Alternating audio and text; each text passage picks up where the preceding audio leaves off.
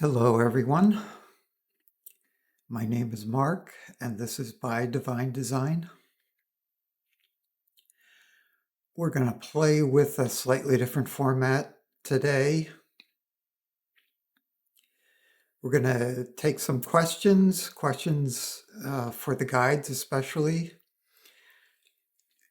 and it's going to be recorded and posted to YouTube. So make sure you're okay with that if you want to ask a question.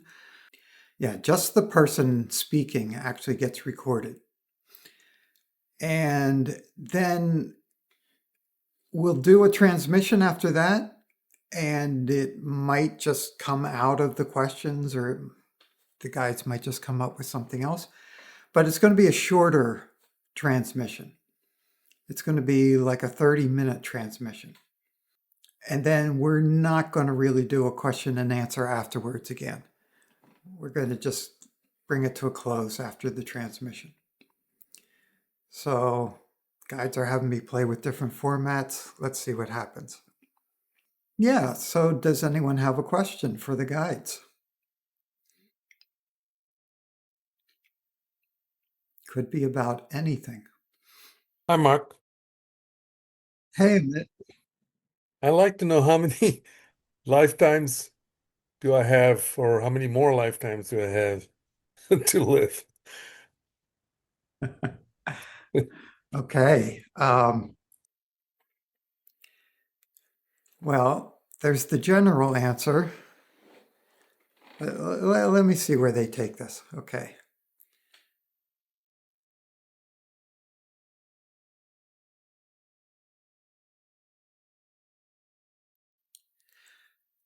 So everyone that's tuning into this transmission, this session, can make this their last lifetime if you're motivated enough. So I'm getting confirmation, goosebumps all over my body. The guides and angels are affirming the truth of what I just said. This could very well be your last lifetime. That is not true of everyone on this planet. Some people on this planet have like hundreds of thousands more, you know, and they probably won't be able to continue their journey on Earth because of the changes going on Earth. And somebody who needs to play at that level will have to go to another planet. So the qualifier, though, was if you're motivated enough. So this comes up a lot in various spiritual paths. I've listened to a lot of different teachers ask or answer this kind of question. And the guides are saying basically the same thing. Your motivation level has a lot to do with it. How high of an importance are you placing on making this your last lifetime? Or see, and that's where there's actually a lot of choice there. So you could make that your top priority, and this will be your last lifetime as a karmic kind of enforced lifetime. You'll still be able to come back if you want to.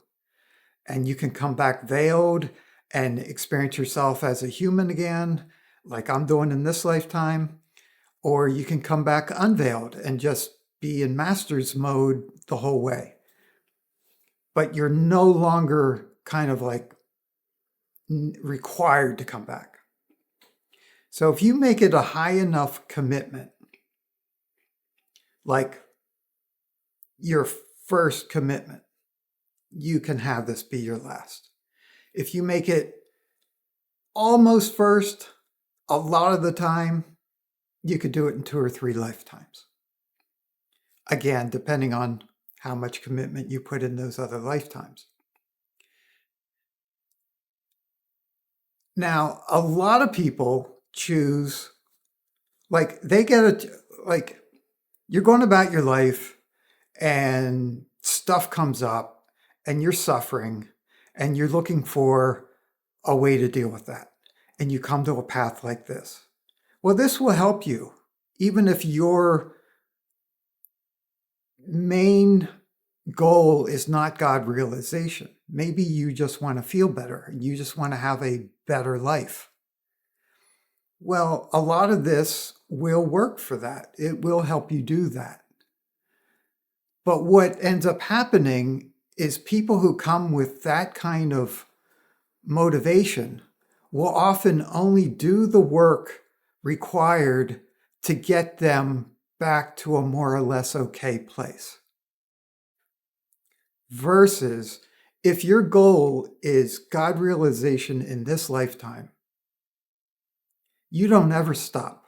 Even when you start feeling good, even when your life is going really good, you don't stop looking for opportunities to go deeper, to go higher, to clear more, to do more service, to love more. Like, you let it become a moment to moment throughout the day and night kind of thing. And that's where it really needs to get to become fully God realized.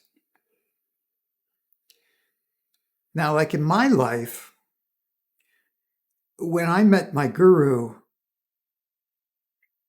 1996,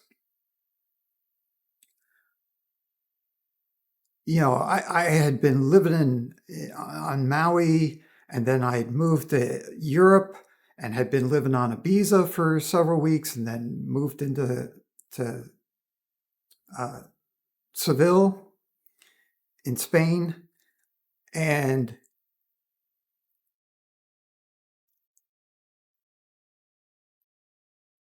like, my life had been a combination, had been mostly spiritual based, but there was also looking for enjoyment in life.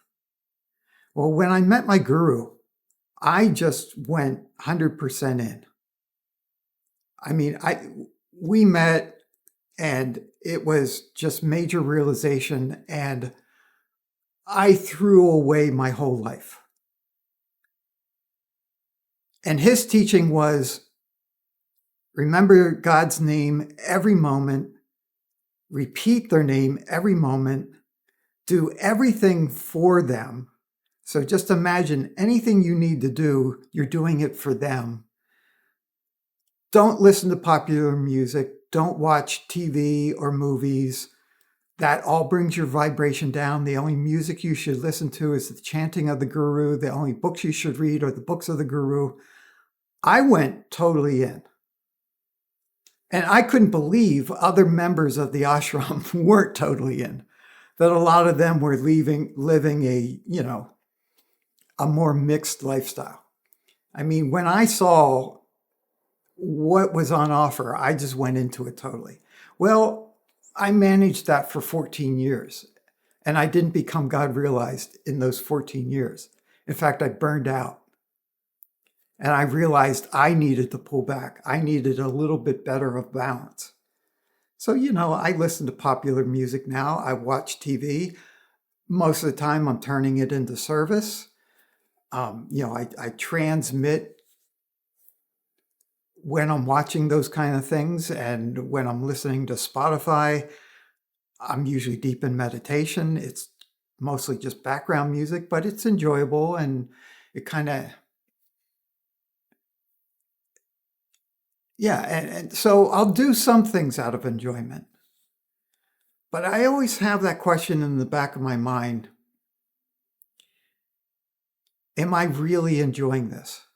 Or when I just go into a meditation and I transmit to all of you throughout the day, is that actually more enjoyable than trying to distract myself with a movie or something? So the movie wins out far less these days. I mean, I have them there. I have a massive amount of like books and movies and TV shows to draw upon at any moment. But I'm noticing it's less and less often that I draw upon that, because I want to finish up. I want to finish whatever it was that I took on as service in this lifetime and get back to my God realization. that I actually realized in my last lifetime. Well, last is a funny word because our lifetimes are not necessarily in linear order, but um, yeah, okay. So then,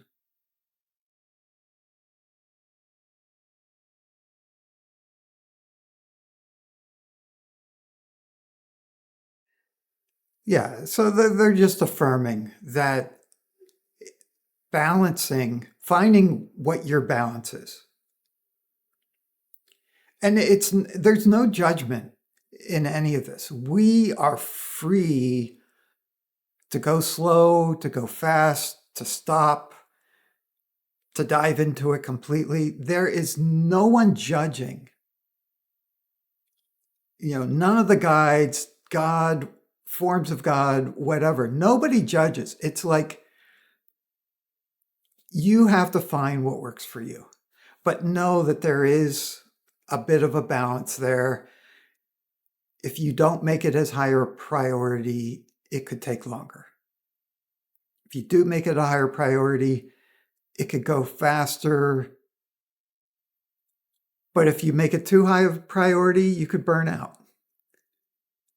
And, I've seen people burn out and just completely leave the path altogether. Not like I just slowed it down. I just knew I wanted something.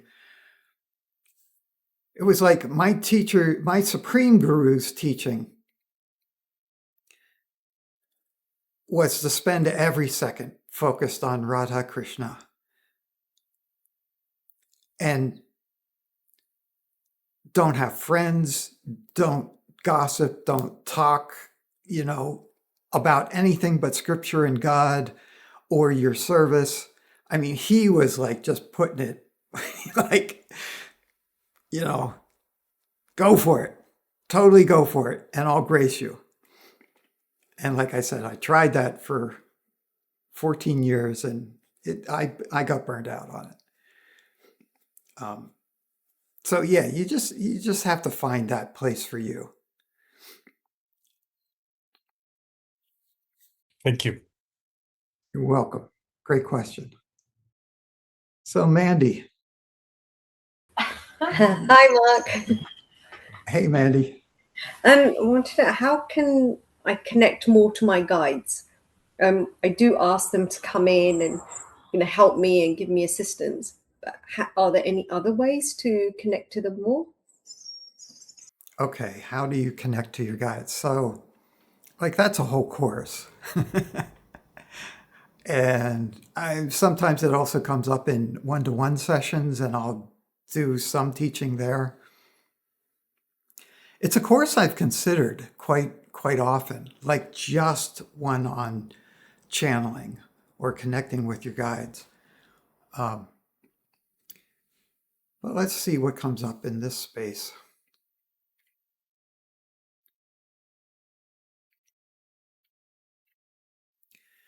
Yeah, so the one thing they always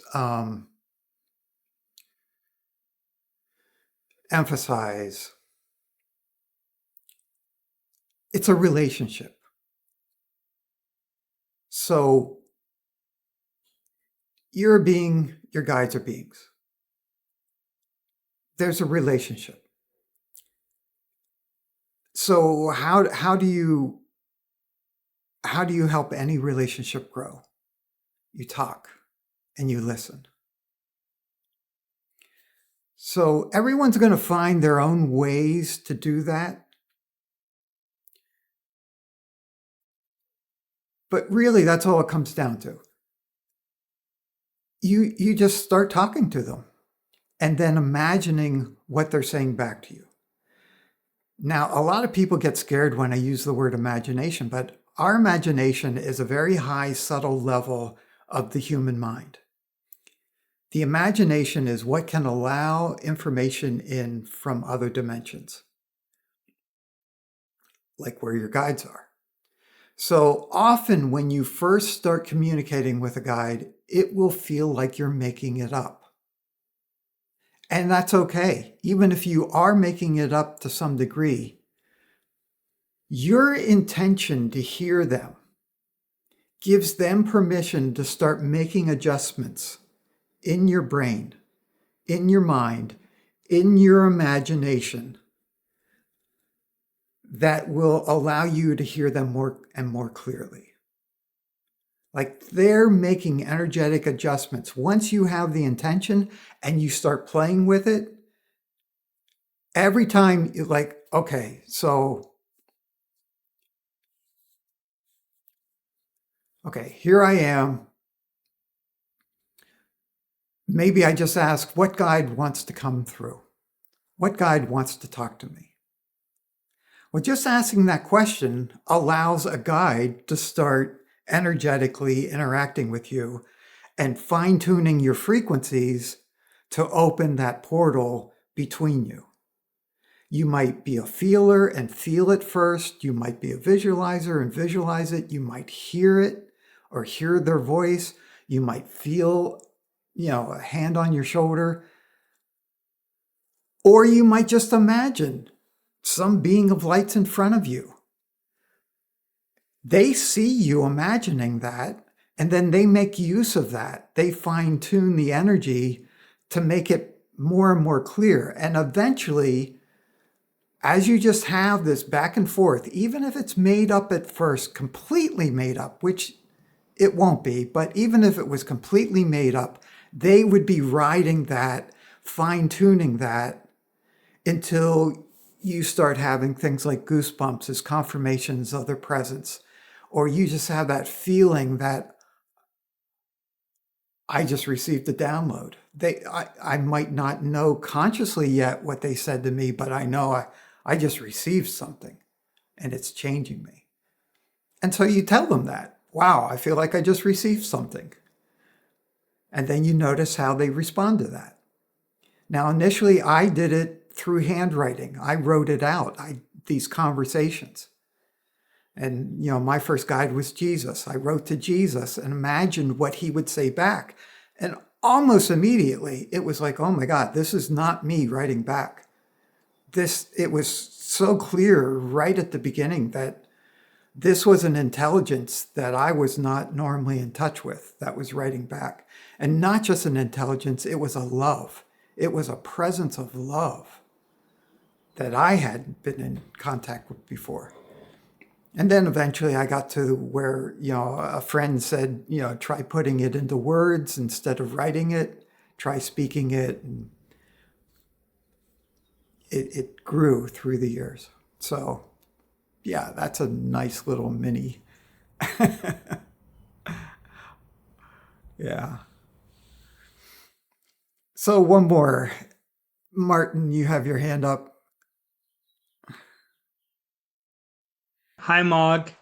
My Hey, question Martin. would be how to deal with unpleasant energies. So yesterday and today was really hard for me. I felt so much present energies and it was kind of unexpected. So the weeks before I had an open heart and felt so much love. And so every cell in my body want to get rid of these energies.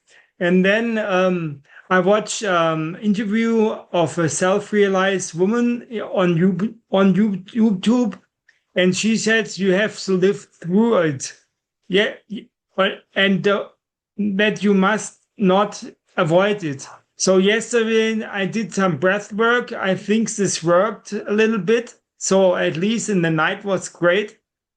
So my question is really this that I say I have to face it. Okay, this is my duty to live through it with awareness.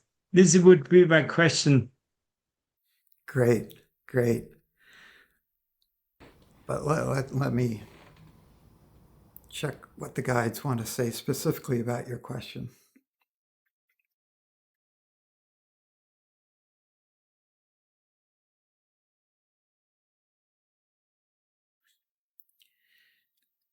Yeah.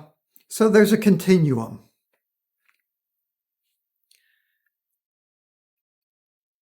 So when you're at a certain point in your path, there is still a certain amount of you need to just live through it. If you're still more primarily on a karmic path that includes suffering, sometimes, yeah, you just need to live through it. You just need to endure it. You need to, I mean, I always come back to the whole idea of welcoming it. You just want to welcome it and let it do whatever it needs to do. Invite it to just take over and do whatever needs to be done. And it's interesting because when we fully invite something,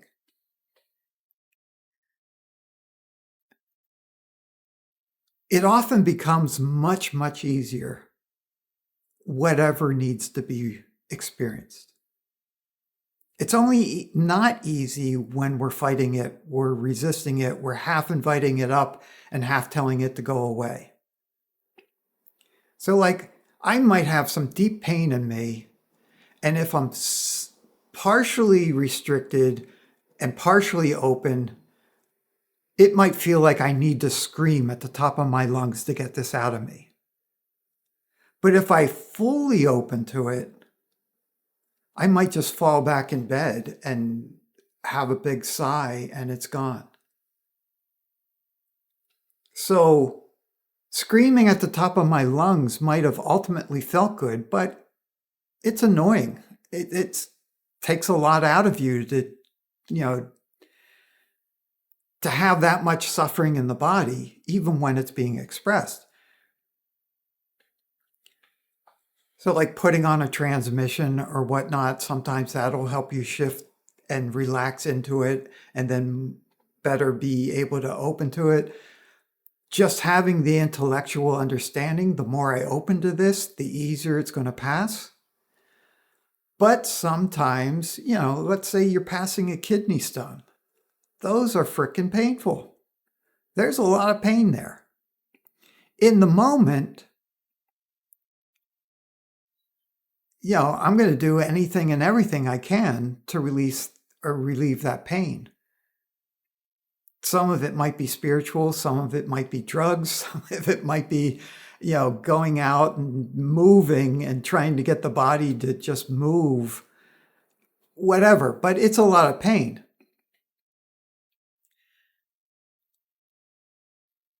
You can, though, especially if you've been practicing beforehand, but sometimes we create very painful experiences because that becomes the motivation to get focused. But if you just really dive into the sensation of the pain, you can get right into the middle of it, right into the core of it, and it'll just go poof. And it'll be gone. Because once again, if you totally open to it, if you totally surrender to it, there is no pain. Pain is always resistance. There's no suffering. Suffering is always some part of us resisting.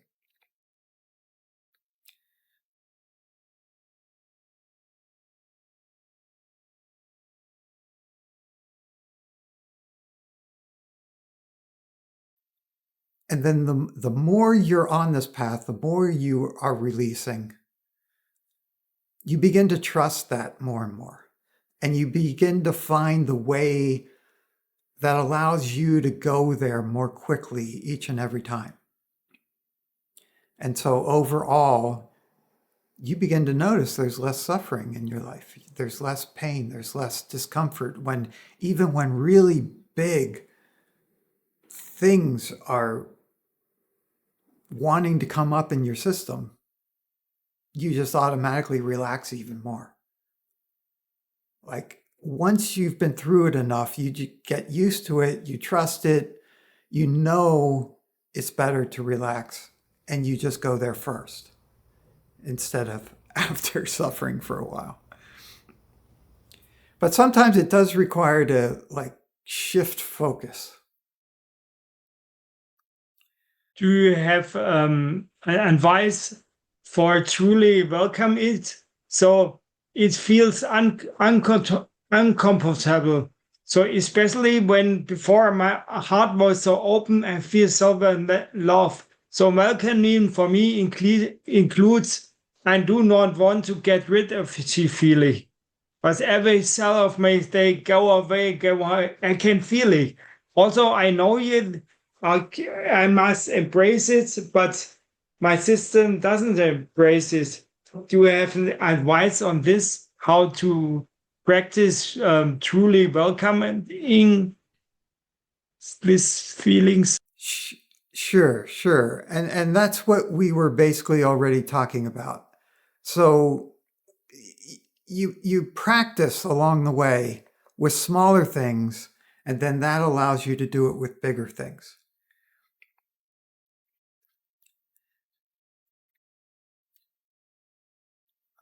So like the energy we're showing you right now, this is an energy of welcoming.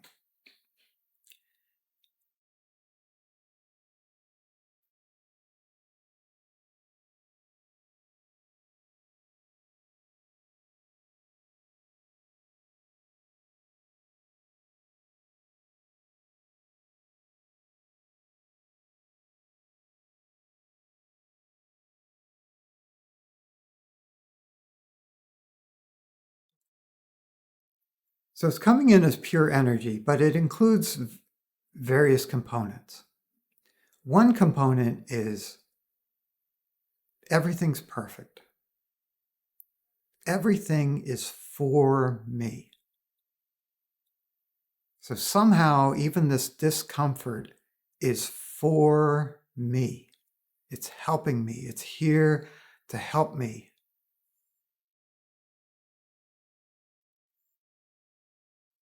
So can I welcome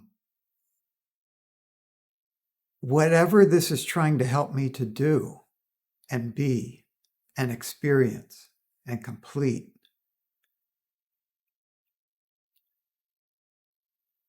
And again, that doesn't come overnight usually. You have to do this on a regular basis, and you start to see more and more how everything really is for you. Everything is grace. Everything is love. Every moment of this earth time. I mean, just feel that it's coming through so boldly right now. It's all grace. We're being graced all the time. So why does it feel like crap so often? Because we're resisting it, because we fear it, and then that fear makes it look like a monster. But it's still grace. It's our beliefs, our fears, our conditioning that lulls us back into thinking, no, the earth is against me. The world's against me. This person's against me. No, that person is an infinite divine being who has nothing but love for you, who's playing a role because you invited them to play that role so you would get some kind of lesson. It's all for you. It's all for you. And when you really get that, you welcome everything because it's grace, it's love, it's bliss, it's joy. You don't see any different between a kidney stone and a cupcake. You know, it all is just what is perfect, beautiful, but it takes some practice, it takes some focus, it takes knowing that that is possible, if not the reality of it. So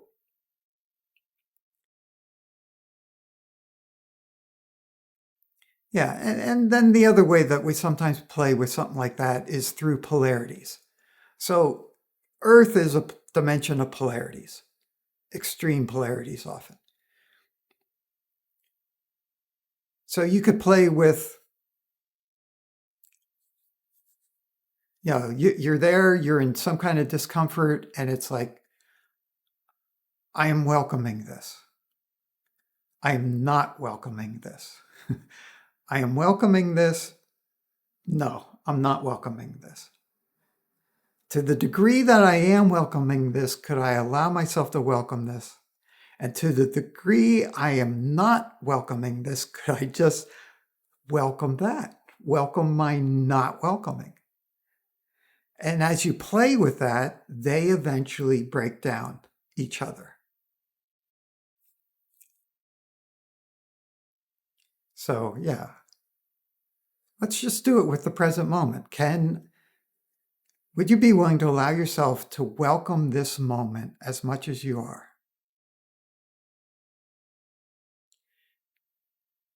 And could you allow yourself to resist this moment as much as you are?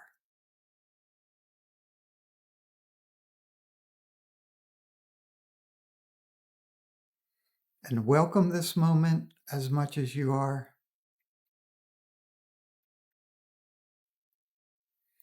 And resist this moment as much as you are.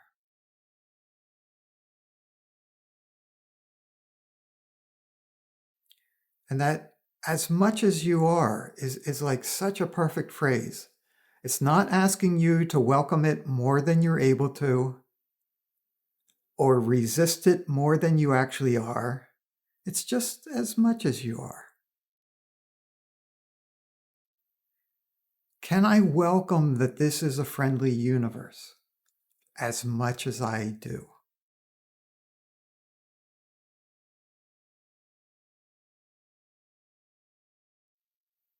And can I welcome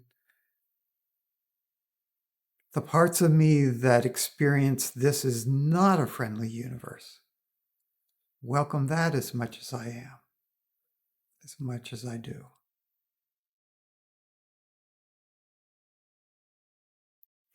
It's a friendly universe. Welcome that as much as you can, much as you are. It's an unfriendly universe. Just welcome that. Allow it to be here as much as it is.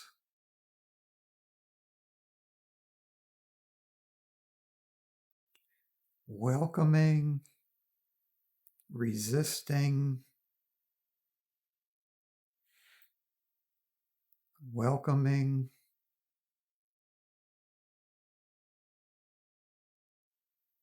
resisting. See, they're starting to merge into each other. Just welcome whatever in this moment. Resist anything still there to resist in this moment.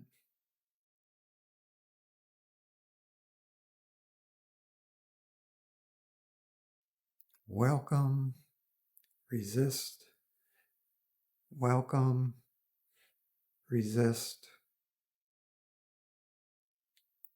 welcome.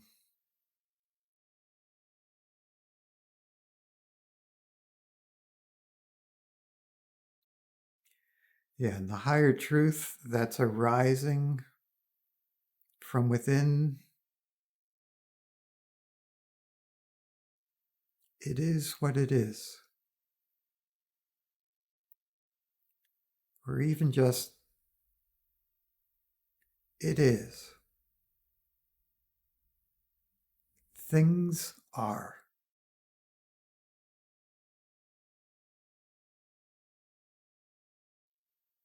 Things are as they are.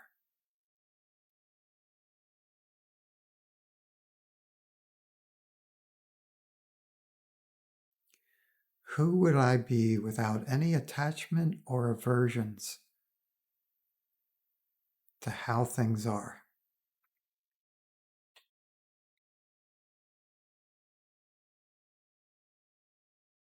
I'd be at peace. I would be mentally sane and emotionally at peace.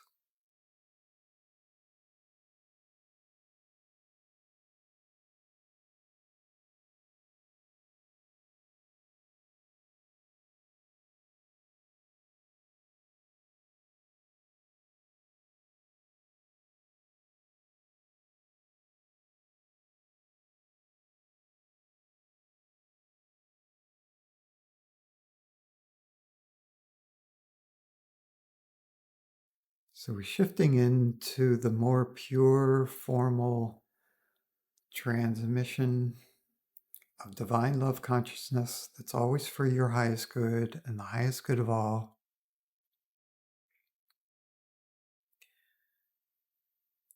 There's nothing you need do except welcome it.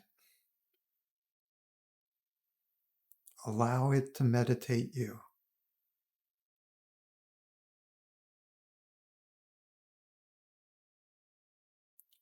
Notice as it customizes and personalizes the energies specifically for you, your situation.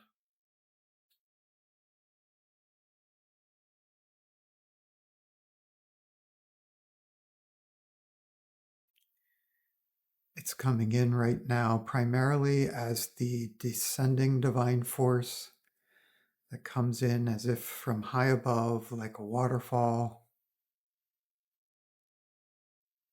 cleansing, refreshing, renewing you and your whole energy system.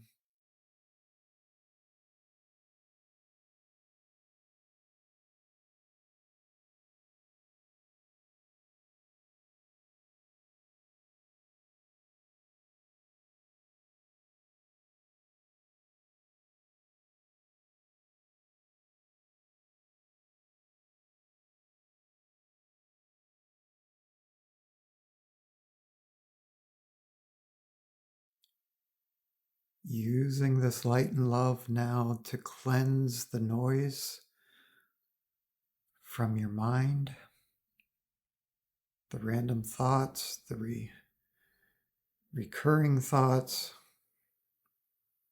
random thoughts that are not very useful.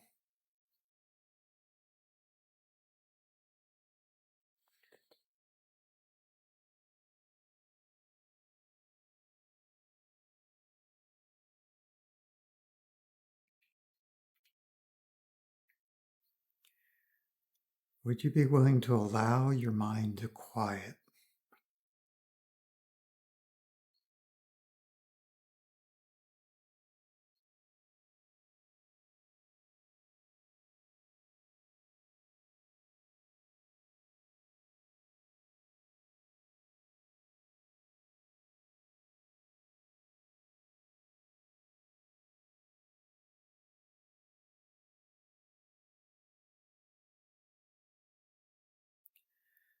Would you be willing to allow us to show you how little you actually need your human mind?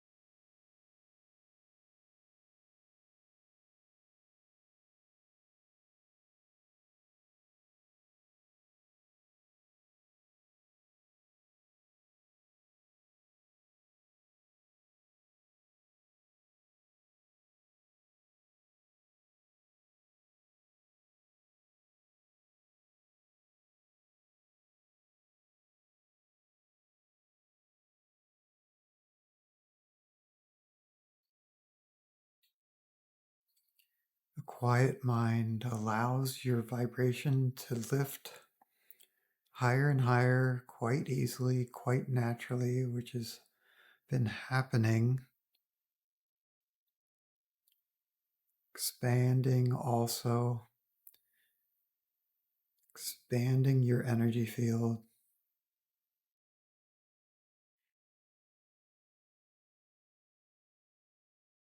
becoming lighter, more expanded.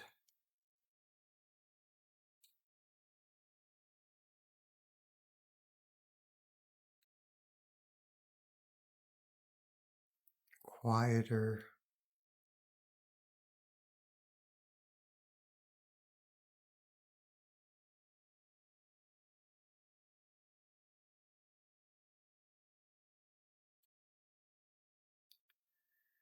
And at the very center of this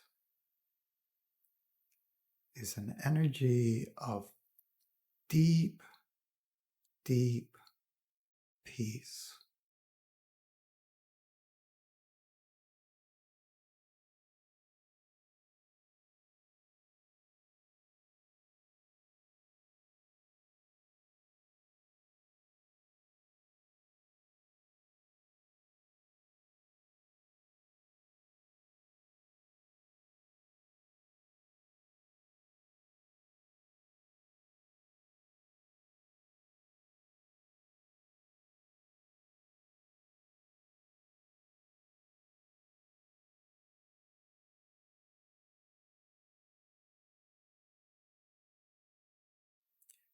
What would it be like to allow yourself to be more deeply at peace than ever before?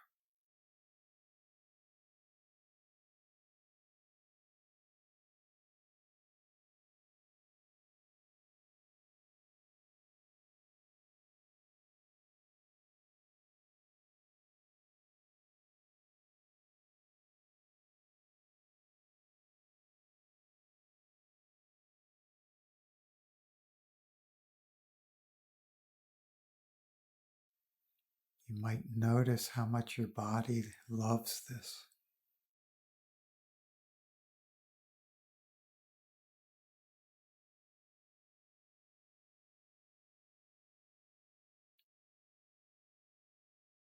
As you relax even more deeply.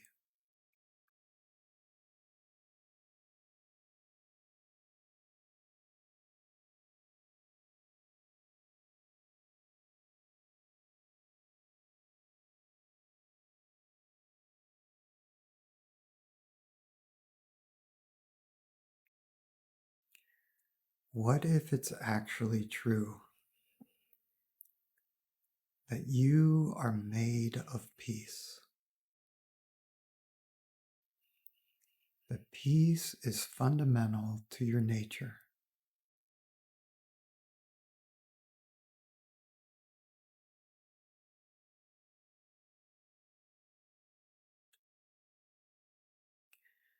Would you be willing to allow yourself to experience the peace you already are?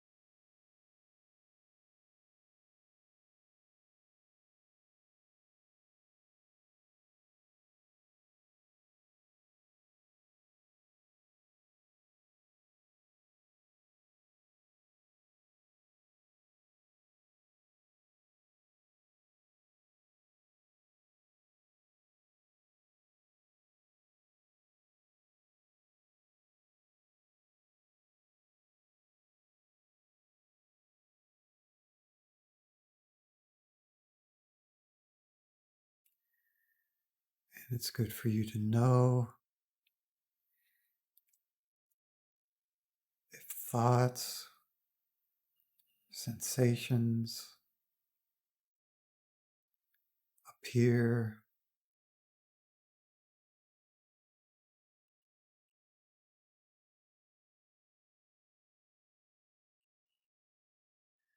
You can just notice them.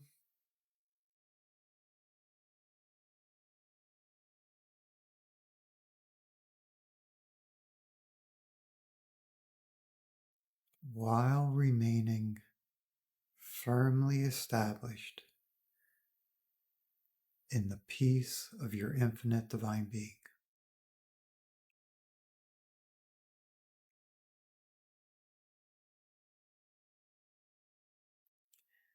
And if something pulls you out of the peace,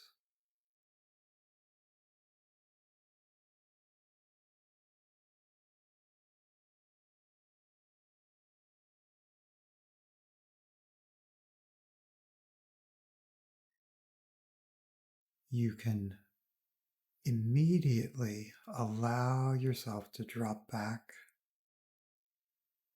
into the peace more deeply than ever before.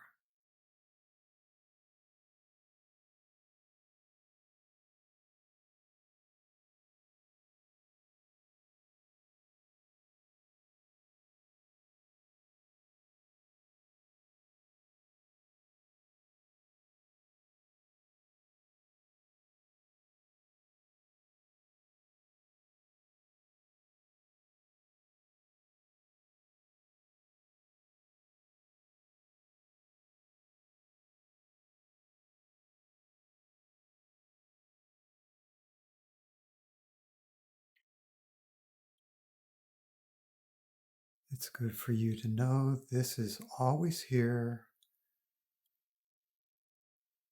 always accessible, underneath the human costume.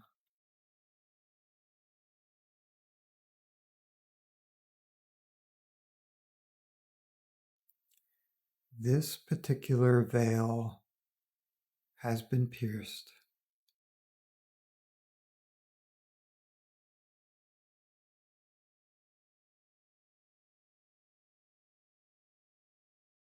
If you choose peace and you focus on peace, you can find your way back here. And each time you do, it'll go deeper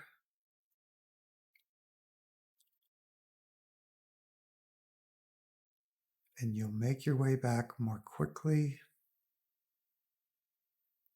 more easily.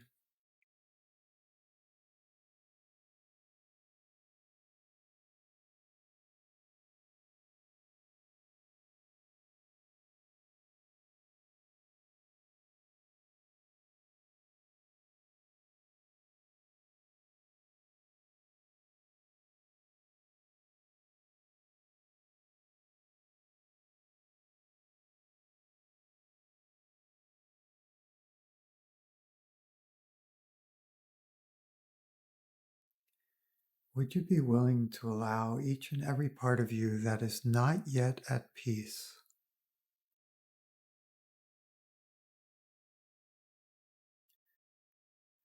to be invited into the peace that you are?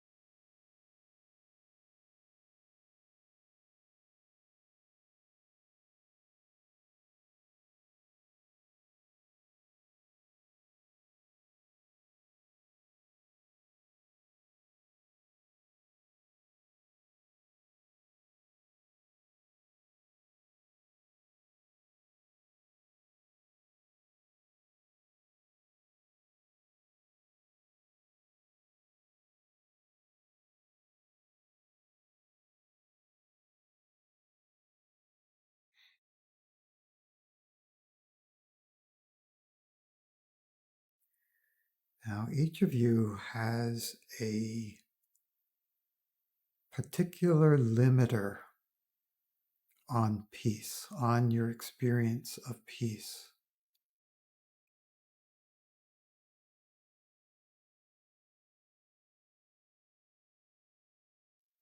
so you wouldn't get too comfortable in life before you were ready for it. At lower levels of consciousness, we need those kicks in the butt, we need the motivators. And if we're just sitting around in peace all the time, then we're not very motivated to grow, explore.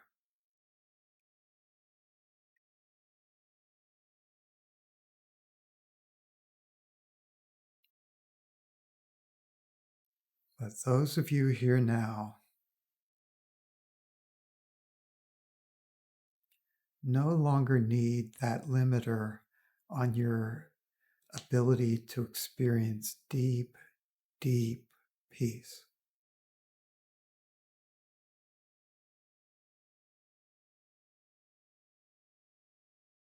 You are in touch with your heart of love and purpose, that the deep peace just becomes fuel for you to fulfill your purpose.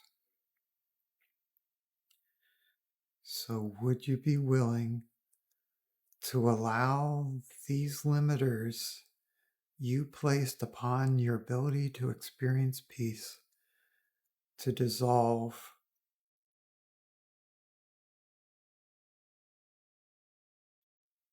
from this lifetime, from every lifetime?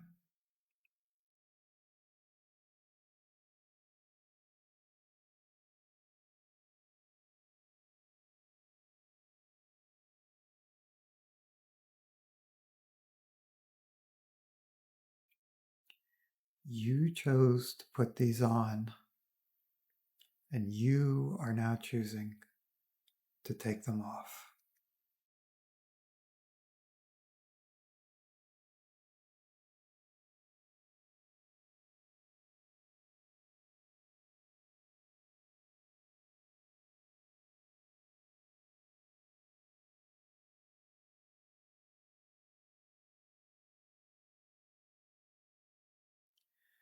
Yes, it can be that simple, that quick, that easy. So notice what you notice now.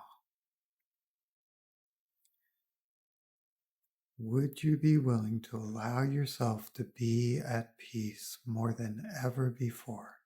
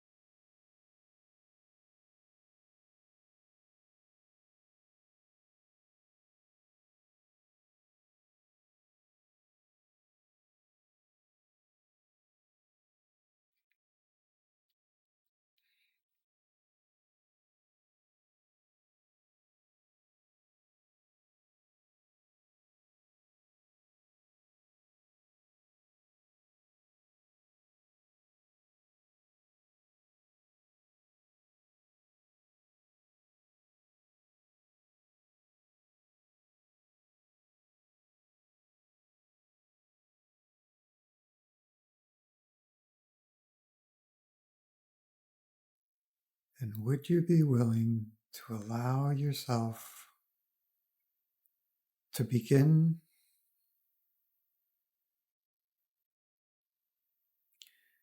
and would you be willing to allow yourself to begin to reconfigure your consciousness to be the best it can be for you here now, the rest of your day and onwards.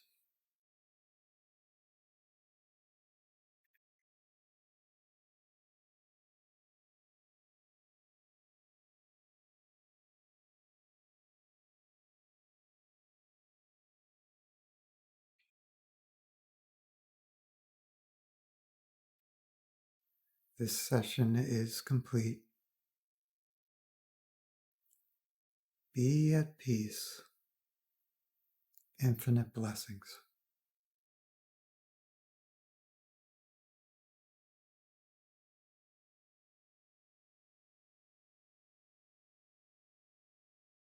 Yeah, let's just leave it at that.